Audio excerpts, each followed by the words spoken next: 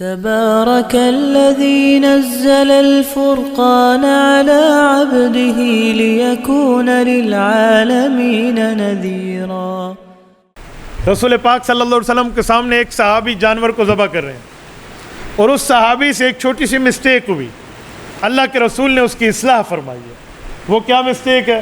اس صحابی نے چھری کو تیز کرنا شروع کیا اور بکرا دیکھ رہا تھا، جانور دیکھ رہا تھا۔ حضور پاک علیہ السلام نے فرمایا میرے صحابی اس کو دو موتیں کیوں دے رہے ہو؟ ایک اسے چھری دکھا کر اور دوسری ذبح کر کے۔ انہوں نے کہا یا رسول اللہ آپ نے صحیح فرمایا، میری توبہ میں اللہ سے معافی کا خواستگار ہوں۔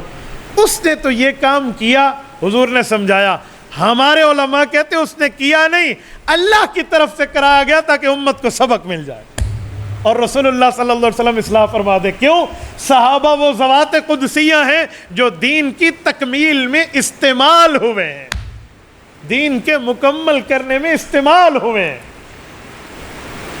اگر موبائل واٹر پروف ہو نا تو کمپنی پہلا موبائل یوں پانی میں ڈال کے دکھاتی ہے کہ دیکھو۔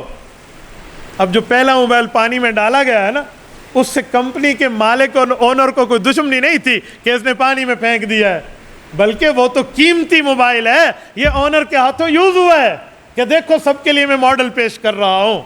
تو یہ صحابہ کرام کی ذوات قدسیہ کی کوئی غلطی، کوئی مسٹیک سامنے آئے تو یہی کہا کریں کہ یہ شریعت کے احکام کی تکمیل میں اللہ نے ان کو استعمال فرمایا۔ تو یہ کوئی برائی نہیں ہے، یہ تو بہت بڑی اچھائی ہے اور ان کا مقام ہے۔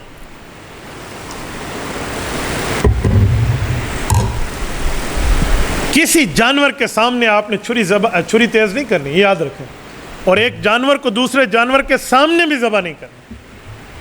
3 جانور ذبح کرنے تو 2 کو برآمدے میں لے کر جا کر بند کر دیں، گلی کی دیوار کے اوٹ میں لے آئیں، دوسرے کے سامنے ذبح نہ کریں۔ میں کو صاحب کسائی آ کے میں کو اگو ڈوڈ جانور میں بیٹھ ڈھاوڑن بابا گولی مارے 2 منٹ مارے ویسی وتو بیدو لگا بھائی، یوں نہیں کریں آپ۔ بھائی آپ نے ذبح کرنا ہے تو ہمیں طریقہ نبوی پہ ذبح کر کے دیں، ایسا کھوتی کوت نہیں لائے 2 منٹ کو کے تو لگا بھائی، ورنہ تو بعض یوں بھی ہوتے ہیں فلانا ایسا کو تکبیر پھیر رہے اگلا کم ایسا کرے سو۔ تو بندے کو خود طریقہ نبوی کو دیکھنا چاہیے۔ رسول اللہ صلی اللہ علیہ وسلم کا یہ طریقہ نہیں ہے کہ ایک جانور کو دوسرے جانور کے سامنے ذبح کرے۔ یہ جو مرغیوں والے ہیں نا، یہ ایک مرغی کو دوسری مرغیوں کے سامنے ذبح کرتے تھے۔ حضرت مولانا علاؤ الدین رحمۃ اللہ تعالیٰ علیہ کی مجھے بات یاد ہے، فرمایا کرتے تھے کہ ہم نے ان کو کہا ہے کہ ذبح کسی کونے میں کرو اور ایک کوئی اس طرح کوئی ڈبہ شبہ رکھو، اس میں جا کر پھینک دو، چلو پھڑکتی رہے گی، دوسری مرغیاں نہیں دیکھیں گی۔